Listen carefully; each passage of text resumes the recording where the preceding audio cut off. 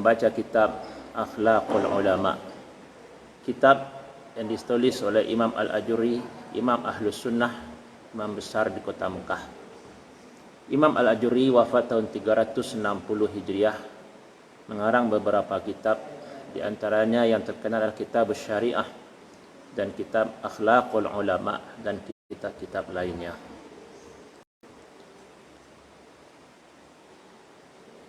Baiklah, kita mulai dengan membaca kitab ini. Qala rahimahullah, alhamdulillahillazi bi ni'matihi tatimmus shalihat.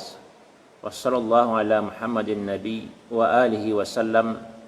Wa billahi asta'in wa hasbiyallah wa ni'mal wakil. Amma ba'du. Fa inna Allah azza wa jalla wa taqaddasat asma'uhu ikhtassa min khalqihi man ahab fahadahum lil iman. Summa ikhtassa min sa'iril mu'minin man ahab fatafaddala alaihim fa'allamahumul kitaba wal hikmah wa faqqahahum fid din wa 'allamahumut ta'wil wa faddalahum ala sa'iril mu'minin wa dzalika fi kulli zamanin wa awan. Imam Al-Ajuri setelah memuji Allah Subhanahu wa taala dan berselawat kepada Nabi Muhammad dan keluarganya, dan kepada Allah lah kita minta tolong, dan Allah lah yang mencukupkan, dan Allah lah sebaik-baik wakil. Amma ba'du. Sesungguhnya Allah Azza wa Jalla yang suci nama-namanya telah mengkhususkan dari sekian banyak makhluknya orang-orang yang paling dicintainya. Dari sekian banyak umat manusia ada orang-orang yang dikhususkan Allah, orang-orang yang paling dicintai oleh Allah. Fadahum lil iman, maka orang-orang tersebut diberi hidayah oleh Allah sehingga mereka menjadi mukmin. Kemudian Allah kembali memilih dari sekian banyak orang-orang mukmin itu orang-orang yang paling dicintainya. Maka Allah memuliakan mereka. Allah mengajarkan kepada mereka kitab dan hikmah. Kitab itu Al-Quran, sedangkan hikmah adalah sunnah. Kalau beriringan kata kitab dan hikmah, maka hikmah diartikan dengan sunnah. Kalau hikmah berdiri sendiri, biasanya diartikan dengan kebenaran, mencakup Al-Quran dan sunnah. Wa faqahum fid din, dan Allah menjadikan mereka faham, faqih dalam masalah agama, dan Allah mengajari mereka at-ta'wil, tafsir Al-Quran. Allah memuliakan mereka dari seluruh orang-orang yang beriman. Jadi dari sekian banyak manusia ada orang-orang yang paling dicintai Allah. Orang itulah kemudian yang menjadi orang-orang yang beriman. Dari sekian banyak orang-orang yang beriman, ada orang yang sangat dicintai oleh Allah, yaitu orang yang diajarkan oleh Allah Al-Quran dan Sunnah. Allah menjadikan mereka paham agama, mengerti tafsir Al-Quran. Itulah para ulama. Mereka dimuliakan Allah di atas seluruh orang-orang yang beriman. Maka dalam muqaddimah Akhlaq Ulama, Imam Al-Ajuri menegaskan bahwa ciri-ciri orang yang dimuliakan Allah, mereka itu paham kitab dan hikmah. Mereka paham ilmu agama, dan itulah ulama. Inilah orang yang paling mulia. Perkataan Imam Al-Ajuri mengingatkan kita kepada hadis, "Mayrillahu bihi khairan yufaqihu fid din," dalam hadis sahih. Siapa saja yang Allah menginginkan untuknya kebaikan yang banyak, Allah akan menjadikannya paham masalah agama. Karena tidak mungkin orang itu baik dalam pandangan Allah kalau tidak paham agama. Mengerti masalah agama, paham Al-Quran dan Sunnah syariat ini, maka orang itulah orang-orang yang diinginkan oleh Allah untuknya kebaikan. Mereka itulah para ulama. Wa zalika fi kulli zamanin wa awan. Allah memilih para ulama, orang-orang yang akan dimuliakan dari seluruh orang-orang beriman itu setiap masa dan setiap waktu. Selalu ada ulama, orang-orang yang dipilih Allah untuk menegakkan syariat ini. Jadi sangat salah kalau hari ini orang ada yang berkomentar, ya sekarang ulama tidak ada lagi. Yang banyak sekarang itu adalah ulama su, munafik. Ini perkataan yang cukup berbahaya. Karena ada hadis-hadis yang menjelaskan bahwa setiap masa itu selalu ada ulama. La tazalu ta'ifatun min ummati, tentang al-firqatun najah wa ta'ifah mansurah. Selalu ada sekelompok orang yang berada dalam kebenaran sampai hari kiamat. Ini hadis ini cukup banyak. Hadis sahih. Bahwa selalu ada orang yang dalam kebenaran sampai hari kiamat. Demikian juga riwayat Allah itu mengutus setiap 100 tahun itu seorang ulama yang akan memperbaharui agamanya. Jadi jangan sesekali kita mengatakan hari ini ulama tidak ada, ya ulama-ulama hari ini tidak benar. Ini perkataan yang cukup berbahaya. Imam Al-Ajuri menegaskan, wazalika fi kulli zaman. Proses pemilihan itu ada di setiap zaman dan waktu. Rafa'ahum bil ilmi wa zayyanahum bil hilmi. Allah memuliakan mereka para ulama itu dengan ilmu dan menghiasi mereka dengan hilim, rasa santun, akhlak mulia. Ilmu tentang kitab dan sunnah, inilah ilmu yang mulia. Inilah warisan Nabi Muhammad sallallahu alaihi wasallam. Allah memuliakan orang-orang yang pelajari ilmu yang diwariskan oleh Rasulullah. Itulah ilmu agama, ilmu syariat. Dan Allah juga akan menghiasi diri para ulama itu dengan al-hilm, kesantunan. Bihim yu'raful halalu minal haram. Melalui para ulama itulah orang memahami apa yang halal dan apa pula yang diharamkan. Wal haqqu minal batil, dan kebenaran dari kebatilan. Wad darru minan nafi', dan hal yang memberikan mudarat daripada hal yang memberikan manfaat. Wal hasanu minal qabih, kebaikan dari kekejian. Fadluhum azim, kemuliaan mereka para ulama itu sungguhlah agung. Wa khatarahum jazil, kedudukan mereka sangatlah besar. Warasatul anbiya, mereka adalah pewaris para nabi. Qurratu ainil awliya, hiasan mata para wali atau impian para wali. Jadi wali Allah itu adalah orang-orang yang memahami Alkitab dan Sunnah, orang yang ahli ilmu agama. Ini yang wali Allah. Illam yakun ulama falaysa lillahil wali. Kalau bukan para ulama, maka Allah itu tidak memiliki wali. Ada ungkapan seperti ini. Jadi wali Allah itu bukan orang yang berbuat yang aneh-aneh, yang tidak dimakan logika, hal-hal yang tidak masuk akal. Wali itu orang yang paham Al-Quran, orang yang paham ilmu agama. Secara umum, alladzina amanu wa kanu yattaqun, orang-orang yang beriman dan bertakwa itu adalah wali Allah. Ini yang perlu kita ingatkan. Fil bihari lahum tastaghfir, ikan-ikan di laut meminta ampunkan untuk para ulama, orang-orang yang telah dipilih Allah untuk memahami Al-Quran dan Sunnah.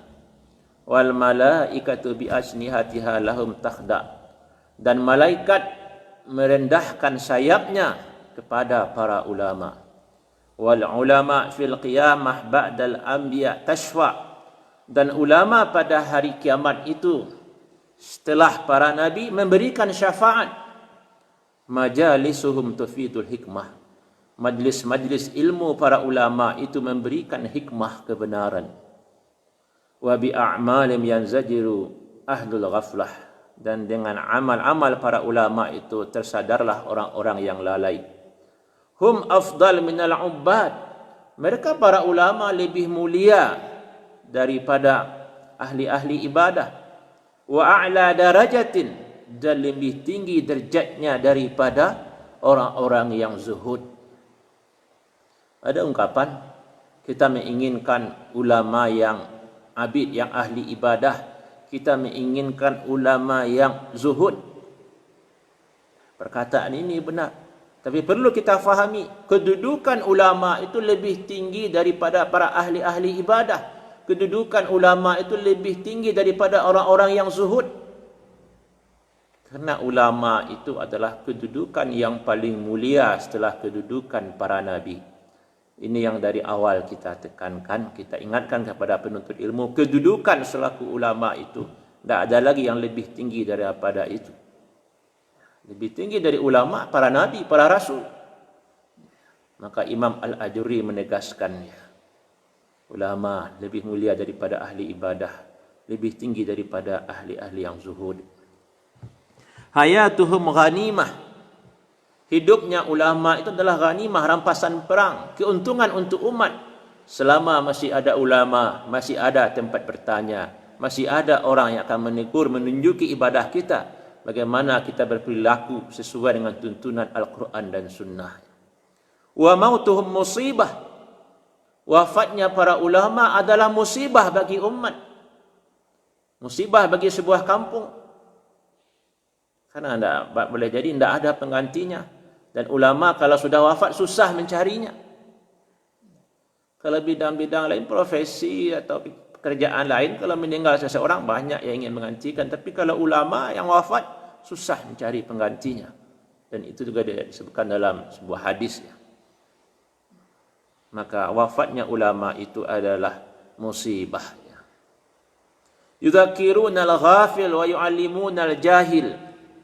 Ulama itu pekerjaannya mengingatkan orang-orang yang lalai, yang jauh dari tuntunan agama. Wa yu'allimuna al-jahil, mengajarkan orang-orang yang bodoh, orang-orang yang tidak tahu tuntunan Allah, tuntunan Rasulullah sallallahu alaihi wasallam. La yatawaqqa lahum ba'iqah. Tidak dikhawatirkan dari para ulama itu muncul gangguan. Wala yukhafu minhum ghailah, dan tidak ada pula ditakutkan dari ulama itu muncul hal-hal yang akan merusak. Karena mereka membawa kebaikan, membawa risalah kenabian. Mereka lah yang akan mendidik umat. Bihusni ta'dibihim yatanaza'ul muti'un. Karena bagusnya pendidikan para ulama itu, jadilah orang-orang itu orang-orang yang saleh, orang-orang yang taat, berlomba-lomba dalam kebaikan karena didikan para ulama. Karena ulama terus memotivasi orang berbuat a'malul khair, dan terus menyampaikan kepada mereka, kepada para masyarakat, bahaya perbuatan-perbuatan yang diharamkan oleh Allah yang dicela dalam agama. Wa bi jamili mau'izatihim yarji'ul muqassirun. Karena sentuhan nasihat mereka yang bagus, orang-orang yang malas beribadah, yang kurang beribadah, insyaallah akan menjadi rajin. Jami'ul khalqi ila ilmihim muhtaj. Semua makhluk itu butuh ilmunya para ulama. Tidak ada orang yang tidak butuh. Tadi kita berwudu, siapa yang menentukan rukun wudu, sunat wudu? Ulama. Kita melaksanakan salat, rukun salat, sunat salat, siapa yang menyusunnya? Ulama. Berdasarkan tuntunan Rasulullah sallallahu alaihi wasallam. Semua kita butuh. Apapun ibadah yang akan kita lakukan, kita butuh petunjuk para ulama. Bagaimana menjalani kehidupan sesuai dengan yang diridai oleh Allah, kita butuh ulama. Wasahihu ala man khalafa biqaulihim mihjad. Perkataan yang pantas untuk orang yang menyalahi, berbeda pendapat dengan para ulama, mihjad, orang-orang yang suka perbantahan, jidal. Orang-orang yang selalu mengkritisi para ulama, mencari salah para ulama, mereka adalah orang-orang yang suka berdebat. At-ta'atu lahum min jami'il khalqi wajibah. Patuh kepada ulama itu hukumnya adalah wajib. Karena apa yang mereka putuskan hasil ijtihad mereka berdasarkan Al-Quran dan Sunnah. Wal maksiyatu lahum muharramah.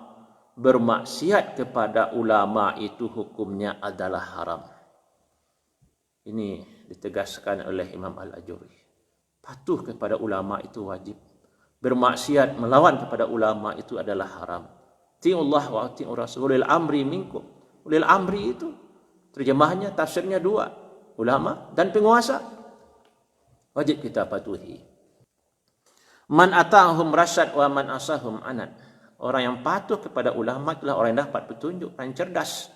Sementara orang yang menentang mereka, melawan para ulama, anad, itulah orang-orang yang membangkang. ma warada ala imamil muslimin min amrin ishtabaha alaihi hatta waqafa fih fa biqaulil ulama ya'mal. Permasalahan kaum muslimin yang dihadapi oleh pemimpin itu ragu untuk memutuskannya, maka mereka akan meminta pendapat kepada para ulama. Wa an ra'ihim, dan berdasarkan pendapat ulama itulah pemimpin memutuskan suatu perkara. Wa ma warada ala umara'il muslimin min hukmin la ilma lahum bihi fa biqaulihim ya'malun.